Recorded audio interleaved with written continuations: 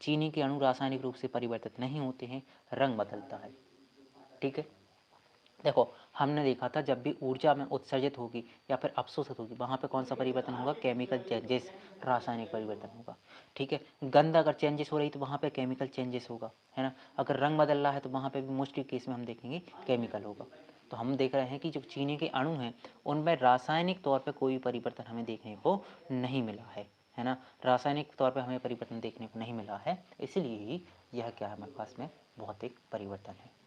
ठीक है, ओके, अगला क्वेश्चन आप देखो, एक मिनट इसको यहाँ पर हाँ, यदि किसी पदार्थ को गर्म करने पर उसका रंग बदलता है लेकिन ठंडा करने पर वह अपने पुराने रंग में वापस आता है, तो इसका क्या कारण हो सकता है। आपके पास दिया है कि भौतिक परिवर्तन है, रासायनिक परिवर्तन है, पारिस्थितिक के अनुसार दोनों हो सकते हैं। यह पदार्थ पर निर्भर करता है कि वह क्रिस्टलाइन है या फिर एम्फोरस। ठीक है, देखो कारण क्या है, सबसे पहले हमें कारण बताना है। तो इन्होंने बोला कि अगर हम कोई पदार्थ है उसका कर रहे हैं गर्म कर रहे हैं, गर्म करने पर उसका रंग क्या है, रंग बदल रहा है, और ठंडा कर रहा है तो वापस उसी रंग में आ रहा है। तो इसका कारण क्या है। तो सबसे पहले देखो कि यहाँ पे जो आप देख रहे हो कलर में कोई भी चेंजेस आया था फिर जो खत्म आया है ना, लेकिन पदार्थ में कोई भी बदलाव नहीं हुआ है। तो हम बोलेंगे यहाँ पे हमारे पास कौन सा परिवर्तन होगा, भौतिक होगा।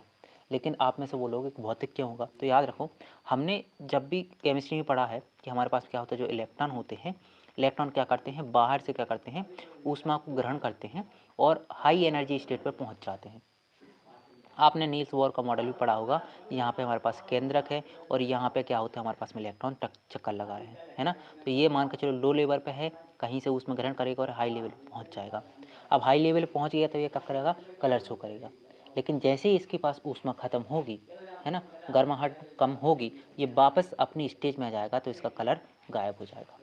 ठीक है, तो यहाँ पे हम कोई भी केमिकल चेंजेस नहीं देख रहे हैं। क्या होगा, कुछ नहीं है, कुछ मात्रा में इसने ऊष्मा ग्रहण की और उच्च ऊर्जा स्तर पर चला गया और वापस अपने ऊर्जा स्तर पर आ गया। तो हम देखते हैं इसमें क्या होगा, हमारे पास में भौतिक परिवर्तन देखने को मिलेगा। ठीक है, ओके, नमक का पानी उबाल कर वाष्प निकाल दी जाए तो नमक बच जाता है। कौन सा कथन सबसे गहरी अवधारणा बताता है। नमक पानी में रासायनिक रूप से संयुक्त नहीं होता है, नमक पानी में मिलकर एक नया यौगिक बनाता है, बाष्पीकरण से रासायनिक संरचना टूटती है, नमक पानी की घुलनशीलता बदल जाती है। ठीक है, कौन सा सही होगा, देखो यहाँ पे सही क्या होगा, नमक जो है पानी में रासायनिक रूप से संयुक्त नहीं होता है।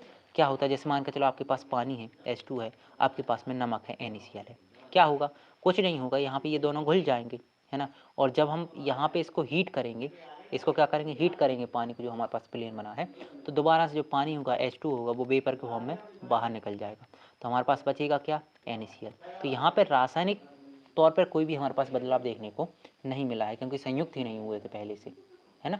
तो हम बोलेंगे संयुक्त नहीं हुए हैं, यहाँ पे क्या होगा, हमारे पास में भौतिक परिवर्तन होगा, फिजिकल चेंज होगा। ठीक है, जैसे हमारे पास दिया है लोहे पर जिंक चढ़ाना रासायनिक परिवर्तन क्या होता है, क्यों नहीं माना जाता, ये बताया गया है, और इसे हम बोलते हैं गैल्वेनाइजेशन। ठीक है, गैल्वेनाइजेशन रिएक्शन बोलते हैं, क्योंकि जिंक हवा से प्रतिक्रिया करता है, क्योंकि लोहे पर जिंक मैकेनिकली चिपकता है, क्योंकि दोनों धातुओं की रासायनिक पहचान नहीं बदलती, क्योंकि नई धातु बनती है। बताइए क्या होगा।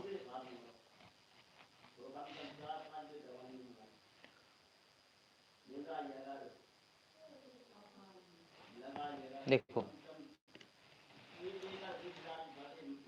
अगर हम देखें जो गैल्वेनाइजेशन होती है ये कैसे होती है, हम बर्तन में करते हैं ना, बर्तन के द्वारा होती है। तो पहली बात तो ये है कि मैकेनिकल नहीं कर रहे हैं, हम क्रिया से करा रहे हैं।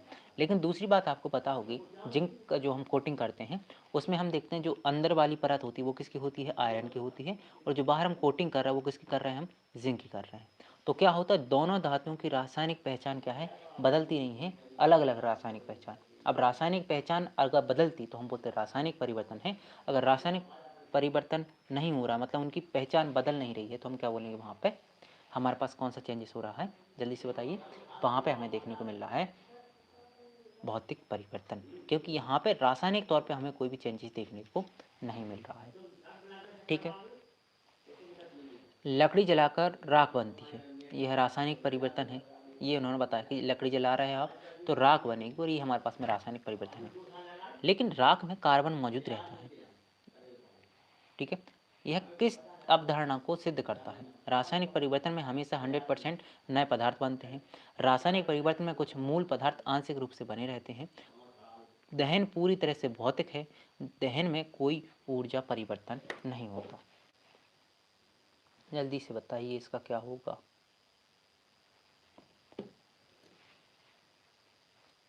देखो, जैसे हमारे पास दिया है कि लकड़ी है, और आपको पता है लकड़ी में क्या होता है, कार्बन होता है। अब क्या इसको जला रहे हैं, मतलब क्या है हमारे पास में जलाने का मतलब हम कार्बन को कैसे कर रहे हैं, ऑक्सीजन से रिएक्ट कर रहे हैं। और ये जलेगा तो हमारे पास दो चीज़ें निकलती हैं, या तो कार्बन डाइऑक्साइड निकलेगा और यहाँ पे H2 निकलेगा। अब इनके कहने का मतलब ये है कि रासायनिक परिवर्तन इसमें क्यों हो रहा है, जबकि हम देख रहे हैं कि कार्बन पहले से इसमें मौजूद है। और जबकि आपने तो परिभाषा में पढ़ा है कि अगर पुरानी चीज़ अणु मौजूद होता है तो वहाँ भौतिक परिवर्तन होता है। तो हम क्या बोलेंगे इसका आंसर? इसका आंसर ये होगा कि इसका जो रासायनिक परिवर्तन में कुछ मूल पदार्थ क्या है, आंशिक रूप से बने रहते हैं। ऐसा नहीं है कि अगर हम बोल रहे हैं रासायनिक परिवर्तन है तो पूरी तरह से प्रॉपर्टी अलग हो जाएगी, है ना। पूरी तरीके से नहीं होती, यहाँ पे कुछ मात्रा में प्रॉपर्टी अलग अगर कुछ मात्रा में भी हो रही है तो उसे भी हम क्या बोलेंगे, रासायनिक परिवर्तन बोलेंगे, ठीक है। रासायनिक परिवर्तन में हमेशा 100% नया पदार्थ बनेगा, ऐसा हम बिल्कुल नहीं कह सकते। हो सकता है कुछ मात्रा में पुराना पदार्थ भी उसमें उपस्थित रह सकता है, ठीक है। दहन पूरी तरह से भौतिक अभिक्रिया है, अगर परिवर्तन है तो ये बात भी गलत है। दहन शब्द जहाँ पे भी जाए समझो वहाँ पे ऑक्सीजन से रिएक्शन हो रही है, और ये कौन सी रिएक्शन होगी हमारे पास में, केमिकल होगी, ठीक है। दहन में कोई भी ऊर्जा परिवर्तन नहीं होता, ये बात भी गलत है। जब भी दहन होगा तो ऊर्जा क्या होगी, मुक्त होगी, है ना। ऊर्जा मुक्त हो रही तो हमारे पास क्या होगा, यहाँ पे केमिकल चेंजेस होगा, ठीक है। किसी धातु को उच्च दबाव में दबाने पर उसकी क्रिस्टलाइन व्यवस्था बदल सकती है। क्या यह रासायनिक परिवर्तन माना जाएगा? हाँ, क्योंकि संरचना बदली। नहीं, क्योंकि रासायनिक परिवर्तन वही है। आंशिक रूप से दोनों हो सकते हैं। धातु की प्रतिक्रिया क्षमता पर निर्भर करेगा, ठीक है। लग रहा है कि है कुछ लेवल का कंफ्यूज हो रहे हो आप। आपको यहाँ पे ऐसे क्वेश्चन मिलेंगे जो आपको कंफ्यूज करते हैं, और सीटेट ऐसे क्वेश्चन यहाँ से आपसे पूछता है, ठीक है। तो देखो, हम क्या कर रहे हैं, किसी धातु को क्या कर रहे हैं, उच्च दबाव पर दबा रहे हैं। उससे क्या है, उसकी जो क्रिस्टलाइन व्यवस्था है उसमें चेंजेस आ रहा है। अब क्या दबाव डाल रहे हैं, क्या क्रिस्टलाइन व्यवस्था में चेंजेस आ रहा है, लेकिन जो व्यवस्था है, जो भी मॉलिक्यूल हैं वो तो धातु के रहेंगे, है ना। जैसे हमारे पास में धातु कोई भी हो सकती है, तो उसका अगर मॉलिक्यूल सेम का सेम है, भले ही उसकी संरचना बदल गई है, तो हम क्या बोलेंगे, नहीं, हम बोल सकते कि इसमें रासायनिक परिवर्तन नहीं होगा, इसमें हमारे पास में फिजिकल चेंजेस ही होगा, क्योंकि रासायनिक पहचान उसकी अभी बनी हुई है कि वो धातु है। जैसे मान के चलो कि आपके पास में क्या है, आयरन है, ठीक है, ओके। अब आयरन को आपने क्या किया, बहुत ज़्यादा कूट कर चादर बना दिया, है ना। या तो आपने कूट कर चादर बना दिया, या फिर हो सकता है आपने इसके छोटे छोटे महीन टुकड़े कर दिए। लेकिन आप इसको भी अगर अच्छे से देखोगे तो क्या देखोगे, इस पे जो गुण होंगे वो किसके होंगे, आयरन के गुण होंगे। जो रासायनिक पहचान है इसकी वो क्या है, आयरन है, ठीक है। तो हम क्या बोलेंगे, यहाँ पे कौन सा परिवर्तन हुआ है, भौतिक परिवर्तन देखने को हमें मिलेगा, ठीक है। अगला बताइए, यदि दो पारदर्शी तरल मिलाने पर घोल दूध जैसा सफ़ेद हो जाए, है ना, टिंडल स्कैटरिंग, तो परिवर्तन कौन सा होगा? भौतिक परिवर्तन होगा, रासायनिक परिवर्तन होगा, ठीक है, निश्चित रूप से रासायनिक होगा। ये तापमान पर निर्भर करेगा।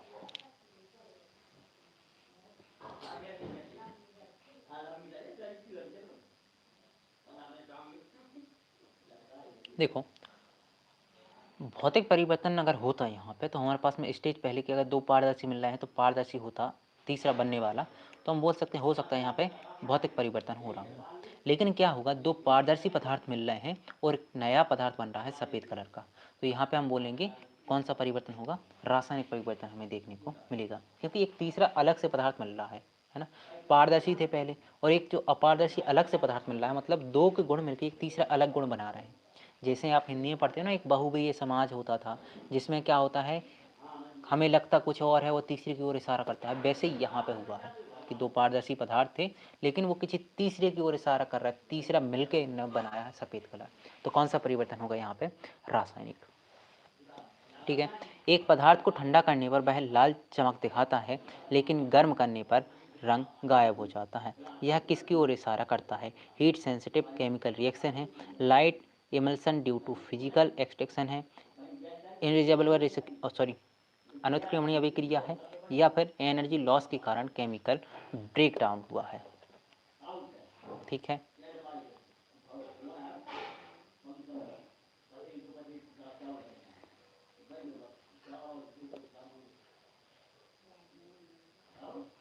देखो अच्छे से क्या हुआ, एक पदार्थ है ना, पदार्थ को ठंडा करने पर वह लाल चमक दिखाता है, लेकिन गर्म करने पर वह रंग गायब हो जाता है। ठीक है, तो इसका कारण क्या हो सकता है? तो इसका कारण होगा बी वाला, light emulsion due to physical extraction. अब यहाँ पे क्या हुआ है, एक भौतिक फिजिकल एक्सट्रैक्शन का मतलब होता है भौतिक उत्तेजना। भौतिक उत्तेजना को तौर पे हम क्या कर रहे हैं, यहाँ पे इसको ताप दे रहे हैं। क्या दे, इसको हम ताप दे रहे हैं, है ना। जैसे कुछ पदार्थ होते हैं हमारे पास में, जैसे फास्फोरेसेंट सामग्री होती है जो ऊर्जा को अवशोषित करती है, फिर धीरे धीरे छोड़ती है। जैसे पदार्थ ठंडा होता है तो हम क्या है, लाल चमक दिखाई देगी, और गर्म होने पर ये चमक क्या है, निकल जाएगी।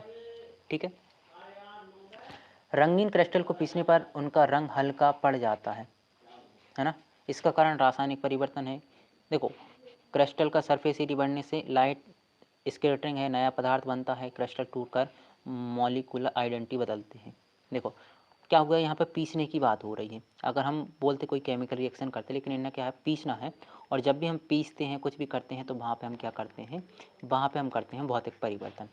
ठीक है, अब भौतिक परिवर्तन कर रहे हैं तो रासायनिक परिवर्तन तो यहाँ पे होगा नहीं। अब रासायनिक परिवर्तन नहीं है तो नया पदार्थ भी नहीं बनेगा, है ना। नया पदार्थ नहीं बन रहा तो कोई मॉलिक्यूलर आइडेंटिटी भी नहीं होगी। ठीक है, यहाँ पे क्या हुआ, जब हमने पदार्थ को पीसा तो वो महीन होगा, उसका क्या होगा, सरफेस एरिया बढ़ जाएगा।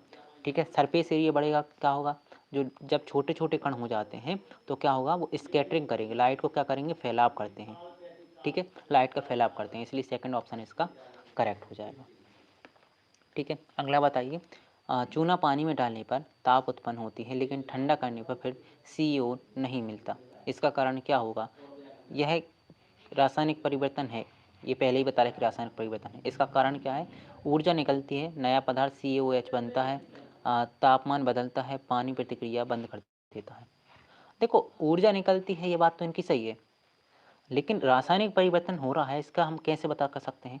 क्योंकि रासायनिक परिवर्तन में हमने सबसे पहले पढ़ा है, अगर कहीं पे कोई नया पदार्थ बन रहा है तो सबसे पहले हम यही प्रायोरिटी देंगे कि नया पदार्थ बन रहा है। तो आंसर क्या होगा, एक नया पदार्थ बन रहा है CaOH2, जिसे हम बोलते हैं कैल्शियम हाइड्रोक्साइड। ठीक है, जैसे अब कुछ नॉर्मल से क्वेश्चन है, इनको भी बता ही दो। कि दूध का फटना किसका उदाहरण है? तो दूध का फटना क्या होता है, एक मिनट, भौतिक परिवर्तन बताना है कौन सा है। दूध का फटना है, बर्फ का पिघलना है, मोमबत्ती का जलना, ओके, लोहे का जंग लगना। देखो, दूध का फटना हमने बोला था केमिकल है ना। मोमबत्ती का जलना केमिकल प्लस फिजिकल, मतलब भौतिक और रासायनिक परिवर्तन दोनों हो सकता है। लोहे में जंग लगना केमिकल है, और जो बल्ब का पिघलना है ये फिजिकल भौतिक परिवर्तन। ठीक है, ये सही है। अब जब मोमबत्ती होती है, आपने देखा होगा मोमबत्ती को, अब मोमबत्ती जब भी जलती है तो आपने देखा होगा जो जल रही है यहाँ पे होगी, यहाँ पे केमिकल रिएक्शन होगी, है ना, रासायनिक परिवर्तन होगा। और जो यहाँ पे पिघल रही है ना, जहाँ पे पिघल रही है यहाँ पे होगा फिजिकल चेंजेस, भौतिक परिवर्तन। ठीक है, जंग लगना किसके कारण होता है? भौतिक, रासायनिक, दोनों, और कोई नहीं। देखो, जंग लग रही है तो वहाँ भौतिक परिवर्तन नहीं होगा, वहाँ पे केवल होगा रासायनिक परिवर्तन। ठीक है, दहन में क्या बनता है? तो दहन में केवल ऊष्मा बनती है, नया पदार्थ बनता है, केवल धुआं और कुछ नहीं। तो दहन में देखो केवल ऑप्शन है, देखो केवल बोल रहा है तो केवल तो हम अकेले नहीं लगाएंगे, नया पदार्थ बनता है दहन में, है ना। जैसे हम दहन में क्या होगा, नया पदार्थ बनेगा। हाँ, नए पदार्थ के साथ में दहन में ऊष्मा और प्रकाश निकल सकता है, ऐसा आप बोल सकते हो। ठीक है,